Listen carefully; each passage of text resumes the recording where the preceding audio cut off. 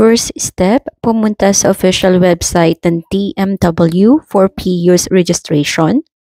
Ilalagay ko yung link sa description ng video na to. Welcome to the free pre-employment orientation seminar. Sa page na to, dito tayo gagawa ng ating account o kaya naman dito tayo magre-register if new user ka o first time mo mag-abroad. Not yet register, click here. Department of Migrant Workers, marami tayong pagpipilian, pero ang focus natin is makagawa ng registration for pre-employment seminar. So ito yung ating i-click e-registration.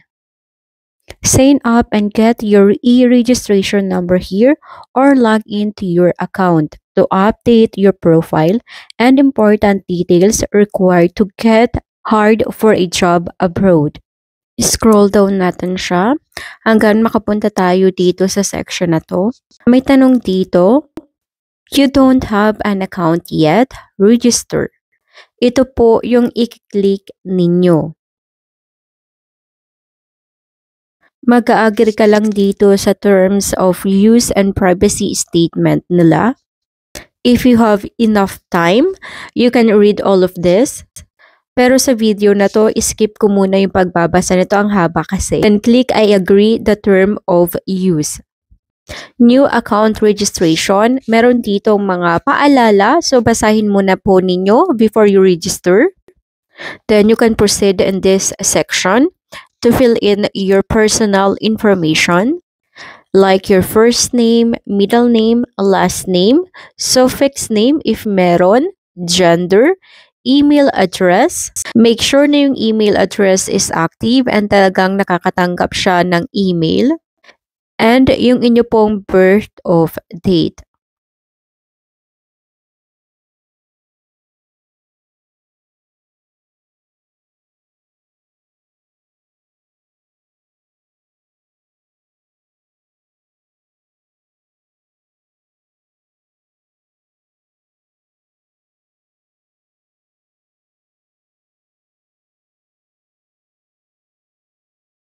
And huwag niyong kakalimutan na i-double check yung information na na-enter ninyo, like the spelling of your name. Kung walang error, then you can proceed to the next step. Kailangan lang natin tong i-confirm yung mga information na nilagay natin doon sa first section. Click nyo yung yes after that. Account creation result success.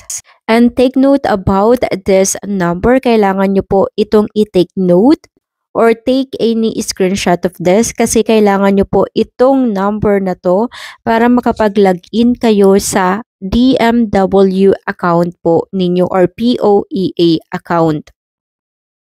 Then check your email kung nakatanggap kayo ng email from Department of Migrant Workers. The email contain your temporary password. Then, step 3, balik po kayo ulit dito sa website ng POEA. Pwede na kayo mag-login sa inyong account. Kailangan nyo lang ilagay dito yung e-registration number, yung sinabi ko kanina that you need to take note, your last name and your first name. And sa choices na choose module type, dapat alam mo yung type ng trabaho mo sa ibang bansa if you are a professional or skilled or for household. If consider as a skilled worker ka abroad, then you can choose this. Then click proceed. Step 4, kailangan ninyong basahin yung bawat module. As an example, ganito siya. Para siyang PowerPoint presentation o mabilis ka magbasa o kaya naman mag-pick up ng any information, mas mabilis kang matatapos because after this, meron kang sasagutan na questionnaire. End of Module 1. May mga kailangan kang sagutan dito. Bawat module 1 to 5 question lang siya. Mamimili ka lang kung true or false or yes or no. Yung mga tanong dito, nakabase ito doon sa binabasa nyo pong module. Tapos na natin sagutan yung 1 to 5 questions. Then, click nyo lang itong check your answer. And makikita nyo dito kung tama ba lahat or may mali kayo. Don't worry kasi kahit nagkamali kayo dito, pwede kayo mag-proceed sa Module 2. Papanoorin ninyo yung PowerPoint presentation at babasahin ulit kung ano yung nilalaman ng Module 2.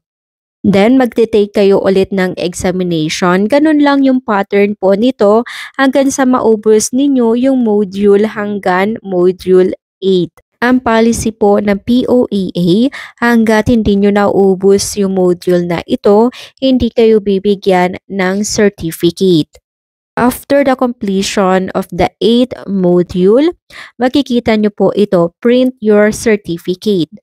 You have your certificate number, your name, and yung date kung kailan nyo po ito ginawa.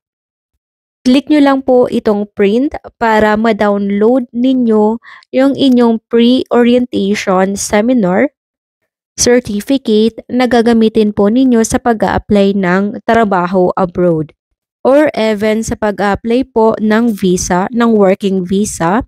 Some embassies, hinahanap po nila yung Certificate of Pre-Employment Orientation Seminar. Kailangan nyo lang i-download at i-save sa computer or sa cellphone po ninyo para magkaroon kayo ng original copy. Free po ito, wala kayong babayaran.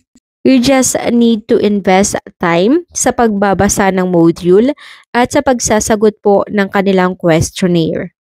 Isa sa recommendation ko because the PowerPoint kung saan nyo binabasa yung bawat module, ang liit-liit niya so ang hirap niya basahin lalo na kapag cellphone ang gamit. So mas mabuti na sa laptop or in any computer desk para mas mapabilis yung pagbabasa po ninyo. And visible po lahat ng text. That is for today's vlog. Salamat po sa panonood.